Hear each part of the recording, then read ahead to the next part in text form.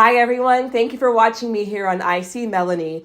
Today we'll be talking about the 7th episode of Season 3 of The Bear entitled Legacy. So how I'm going to break this video down, this review down, is I'll talk about the main characters that are in this episode and what they've got going on and just other themes I pick up throughout this episode and my thoughts on them. So we start off with Carmy, and Carmy is being true to form, looking very stressed out. We see that he's contemplating Claire, thinking back to her. We also see Carmy in a scene where he's in group therapy, and the people there are talking about their loved ones who are in addiction and how they're finding it kind of hard to forgive them and to deal with the pain that they've inflicted because of their addiction. So that leads me to believe that this could be a flashback, actually, because everyone's talking about their loved one in present tense, and unfortunately, obviously, Mikey's not around anymore. And it got me to thinking maybe I need to go back and watch some episodes from previous seasons, but I don't recall Carmy doing group therapy beforehand. I feel as though he only started doing it after Mikey died. I don't know, but I will say this, regardless of when this takes place, I do feel as though Carmy needs to get some one-on-one therapy, because we know, obviously, he's carrying a lot. He's carrying the death of his brother, the relationship with his mom, the restaurant, obviously, and all the stressors that come along with it with Claire, and all these different things he's got issues with. I do think that he would very much benefit from getting his own therapist. And even when he's talking to Syd and Marcus about legacy, and he says how, I wrote it down, he wants to be panicless, anxiety-free, to be square with everything, and he'd have to filter out the bad. Which, again, like, I love Carmy so much, even though he can be terrible sometimes and kind of abusive to his staff, like, just being really stressed out. Like, he recognizes that he's got these issues and he doesn't want to have these issues, and he's trying. And I have mentioned in previous videos that there are a lot of things that Carmy displays that are somewhat similar to me. Like, I wouldn't say I'm as intense as he is or that anxious, but we do have a lot of similarities. And so that's why when I see him talking like this, like, I just feel so empathetic, so sympathetic towards him.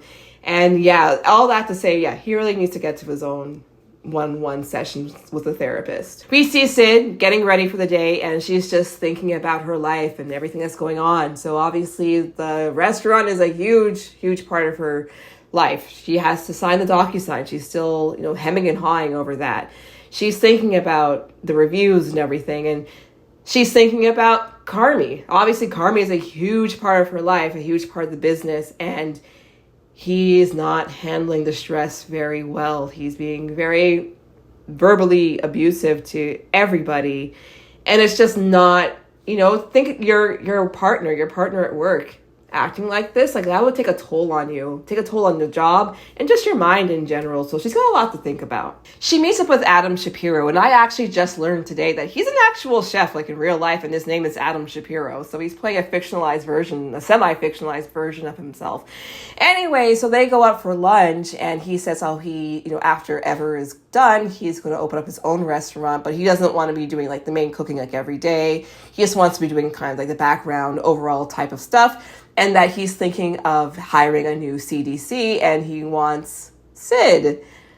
And so he says, like, it's not a poaching expedition. He would want to talk to Carmy about it, but, Syd's interested in talking about it and moving forward on it. He wants to move forward relatively quickly. She should consider it.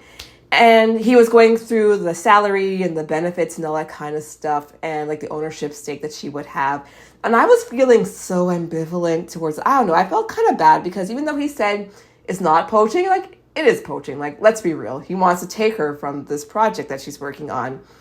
I understand how much of a difficult position she's in, because this place, she gets benefits from day one. The salary, I don't know if we learn the salary now or later, but I know, like, the salary at the new place would be $80,000. The one at the Bear is $70,000. So it's like $10,000, which isn't, it's not pocket change, but it's not that much of a difference. But also, she would be the head chef. So her face would be in all the reviews. Not that I think that she's really thinking about that per se, but, it's definitely, if you can put your stamp on something, put your name in front of something that's successful, that's always a good thing. But also she wouldn't have to deal with the stress, or at least that type of stress, Carmy's stress, because Carmy's stress is next level. And again, I would not be able to work with somebody like Carmy, let alone be in partnership with somebody like Carmy. As talented as he is very much to deal with. And I know she cares about him deeply and he cares about her too, but like, oh my gosh, sometimes Carmy is just way too much. So I do not envy her one bit. We see my favorite people, the Facts. You know how I feel about the Facts. We meet another Fact, either an uncle or an older cousin or something, and they're just talking about this haunting stuff again. Please, I don't need any more facts. I hope they tone them down for next year. But the one fact mentioning the haunting, feeling like grabbing the third rail of the CTA, it's like, I think you're beyond haunted when you touch the third rail of a subway system. But anyway, they ramble on about that, and I could really cut that out. Please let me know, am I the only grouchy person who can't stand the Facts? If you like the Facts, please let me know what about them you like. In a previous video, I mentioned how I felt it was a little contrived, maybe, that Ebra's operation there at the Beef was so disorganized. We see that there are two guys, one we met before, and another guy is there, and he really systematized everything. And I am very grateful for that, because I felt, as I mentioned, that should have been worked out from the jump, but it's systematized now. There are 3 people working there and not just Ebra. So that made me very happy. There's a scene with Sweeps and one of the Fact brothers. And this is actually a very good utilization of the Fact brother. One by himself, he's not feeding off the others, talking nonsense. But anyway, they're talking to Sweeps. Sweeps is talking about how he used to be a baseball player, but he tested dirty for something. I don't know what he used, but he tested dirty, and so he was pushed out of baseball. And he started working at the Beef, and he felt purpose with it, and so on. So it was, it was kind of nice to learn a bit more about him, because I don't feel as though I knew that much about him. I felt the writing was a little corny, just talking about how like this place means like so much to him. And I'm sure it does, but just, I don't know, the way the dialogue came out sounded a little bit saccharine to me, but it was a nice scene.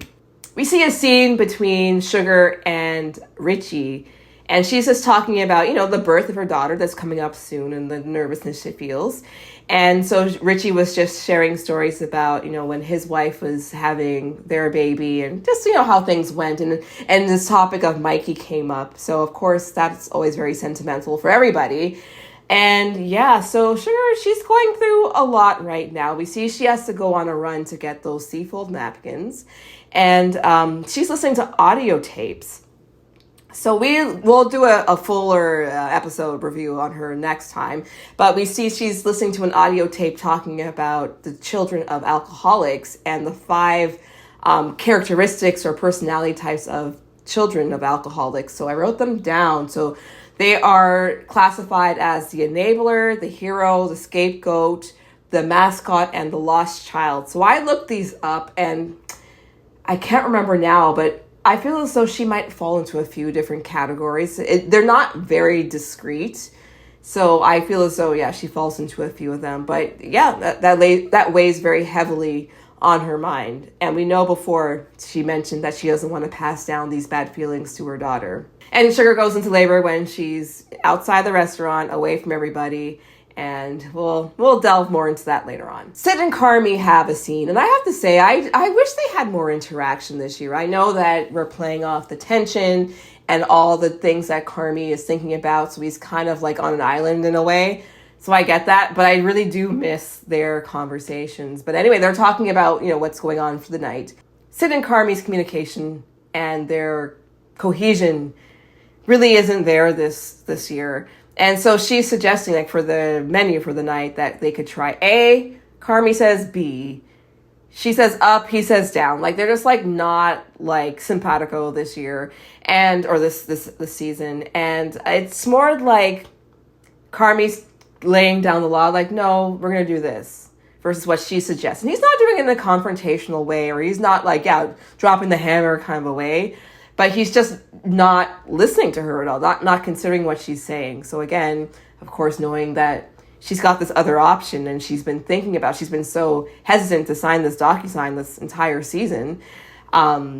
Yeah, that's not going to be good, right? So yeah, I really do miss their communication and their teamwork because it's not been there this season. Overall, I'd say this episode is about the characters dealing with things outside the restaurant, like the restaurant as well, because that's always a factor, but in their personal lives, like what they're going to do and how this is affecting them, how it's affecting their moods. I forgot to mention Richie. Richie is thinking about the impending marriage between his ex-wife and the new fiance. And so, like, you know, he's happy for her, but he's also kind of sad for him. And I guess, you know, the dreams and the aspirations he had for them as a family and stuff like that. So, yeah, so there was a lot going on. I do feel, and I hate to sound like a broken record, that things are kind of meandering. They aren't really moving because, again, I know that these people are going through these exact things. I knew this beforehand. But again, I love these characters. I love to see them on screen. So overall, I like this episode. It was pretty good. I'll be back very soon here with episode 8's review. So make sure you subscribe to Icy Melanie, share with your friends and all that good stuff. Put the notification bell on so you don't miss the next release from me. And I will see you later. Okay. Bye, everyone.